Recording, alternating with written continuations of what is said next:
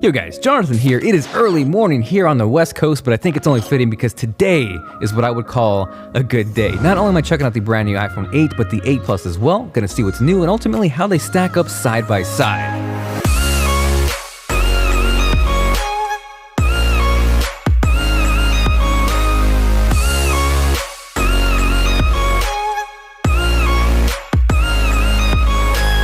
Now before I hop in, what would an unboxing be without a giveaway? So if you're excited for that, let me know by dropping a like down below. Huge shout out to 23andMe where you can discover more about yourself through DNA for sponsoring this unboxing and giveaway. Because of that, you have a chance to win either an iPhone 8 or 8 Plus, the choice is yours. Definitely make sure you're subscribed, and for the complete details on how to win, check out the link below. Now I'm sure most of you out there have seen an iPhone unboxing or two, but if you haven't and this is your first time, I'm gonna throw a virtual high five your way and we're gonna experience this together. Inside the box, you have the USB wall charger and lightning cable, a wired pair of lightning ear pods, not AirPods. I am super used to saying that by now. And just in case lightning earpods aren't your thing, on the flip side, you do get a lightning 3.5mm audio adapter so you can use any pair of headphones. So now that we got the accessories out of the way, we are here for what we all came for, the iPhone 8 and the 8 Plus. This here is the gold iPhone 8 Plus along with the silver iPhone 8. And I gotta say, between all the colors across the board, including the iPhone 10, I think the gold is my favorite by far. Something about it that just screams classy, and I think the word that comes to mind with the gold iPhone is creamy, and because of that, I can't help but think these would look perfect next to a pair of cream Yeezys. Now, there's no denying design-wise, this is very similar to the iPhone 6, the 6S, and the 7, but once you stack them side by side, you can start to see the evolution of how things change. Plus, there's just something about that glass back that changes up the look and feel that has me excited again, and honestly, excluding maybe the iPhone 10, I think this is the best looking iPhone since the iPhone 4 and 4S. Beyond that, the glass back isn't just for looks. It also brings, for the first time ever, wireless charging to the iPhone. And for you there, this is not me trying to say Apple revolutionized or invented wireless charging. In fact, Apple opted to go with the wireless Qi standard, not some crazy proprietary Apple nonsense, and that is absolutely a good thing for everybody. One, it is going to increase the number of wireless charging products out there, and two, definitely make it more widespread across the platform as a whole. Now, stacking up the 8 and 8 Plus side by side, regardless of the size difference, you are getting the exact same A11 Bionic processor inside both these phones. In fact, that is the exact same chip found in the iPhone 10. So just in case the iPhone 8 or 8 Plus is more your thing, maybe you're not ready to give up that home button, it's nice to know you're not sacrificing performance across any of these. Now, if those are simply just numbers to you and it doesn't mean anything, to put things into perspective, that is on par with a 13-inch MacBook Pro, which is nuts to think about. Because of that, I am definitely gonna see how it stacks up side by side against that MacBook Pro, a Galaxy S8, and if there's anything you wanna see it compared to side by side, let me know with a comment down below. Now, as far as the displays go, while size or the resolution hasn't changed on these phones, what's new is True Tone display. It's a little hard to show off through video. I think I have an idea of how to do it. It's just gonna take a little bit longer, so stay tuned for my full review. But essentially, it is this real-time adaptive white balance for your display, so no matter what the lighting conditions are, you're gonna have a better representation of what those colors are. So again, while the screen size or resolution hasn't changed, the iPhone 8 features a 4.7-inch display with a resolution of 1334 by 750, whereas the iPhone 8 Plus is a 5.5-inch display with a 1920 by 1080p display. Now, as far as what that extra screen real estate equates to, taking a look at 23andme.com, you can see on the iPhone 8 Plus, we see two entire sections, whereas on the iPhone 8, we would clearly have to scroll up. From there, jumping into their Neanderthal ancestry section, and yes, if you've ever wondered to yourself how much Neanderthal DNA is part of me, that is something they offer. But regardless,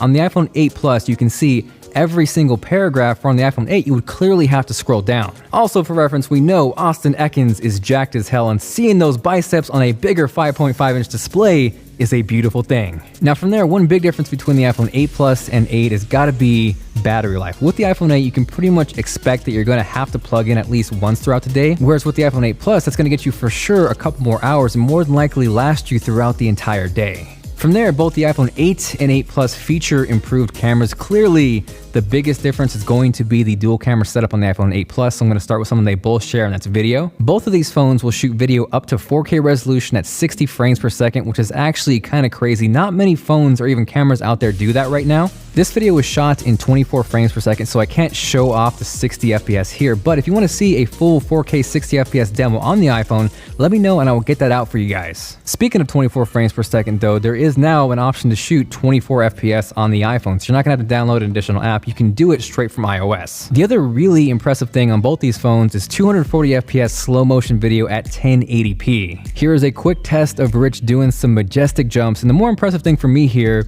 is actually lighting here wasn't that optimal. It was getting closer to dark, so there wasn't a ton of light, but it still performed really well. I'm definitely going to be doing some more tests both on the 4K 60 side and the 240 FPS slow motion, but regardless, initial impressions on the iPhone 8 and 8 Plus, this is one of the most underrated features. From there, jumping into picture quality, this was shot on the iPhone 8 Plus, but it's using the main wide-angle lens, so it's something you can expect the exact same results on the iPhone 8 as well. Same thing here as well, and I love this picture here because of the dynamic range. Everything is sharp, we don't lose the dark areas, you can see how the color of those bike racks pop, and lastly, the sky. We can see the blue, we can see the clouds, and nothing is blown out. Now from there, jumping into more of a lower light situation, this was one of my favorite shots. Everything holds together really nicely even though it was getting dark. I particularly like the roll off here, straight from the camera and no artificial depth added at all. From there, this was pretty much right after sunset, so it's getting pretty dark here. And yeah, you can definitely see a little bit of noise towards the street on the bottom side of the picture, but it's nice to retain both the shadows, the sky, you can really see that orange, and overall, I really like this picture.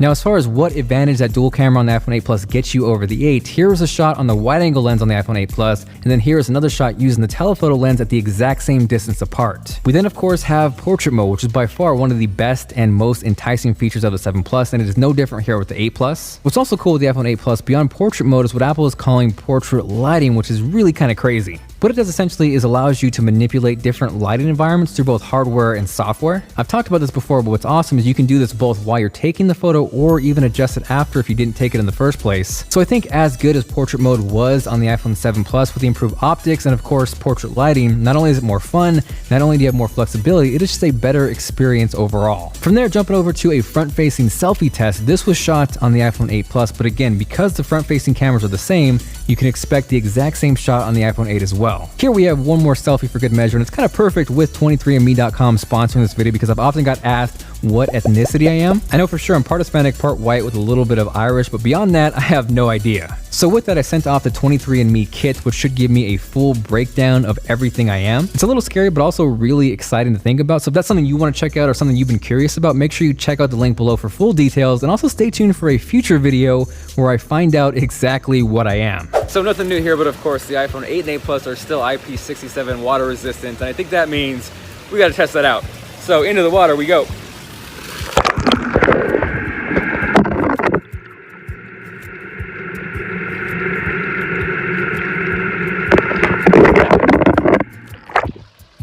Looks good, it's clean, it's still recording, and I'm also curious to see, this is also a pretty good low light test. It's about 7:15. The light is getting sucked away pretty quick. So let me know what you think of the quality with a comment down below. Next from there, kind of utilizing both the cameras and the processing power of the iPhone 8 and 8 Plus, this was really kind of my first time to truly play with AR. I got a chance to mess around with Sky Guide, which is kind of amazing. It utilizes the compass with the cameras and augmented reality to give you this real-time look into the sky. It is kind of crazy. I think by far the most impressive thing for me wasn't how fast or how instant everything was. It was the fact that it could react and adapt to your environment in real time. So if you notice, if you look behind the tree, the text is actually sitting behind there, which is bonkers. So all in all, while I think the iPhone 10 is definitely the phone most people are waiting for, the iPhone 8 and 8 Plus still have a lot of really attractive features. You saw the power, the performance, the cameras, you have water resistance, wireless charging, and maybe you're not ready to give up that home button. That is something that is still here and readily available on the iPhone 8 and 8 Plus. Definitely gonna spend some more time with it, so if you have any questions or there are features you want covered more extensively, let me know in the comment down below. Aside from that, thank you guys very much for watching. This is Jonathan, and I will catch you guys later.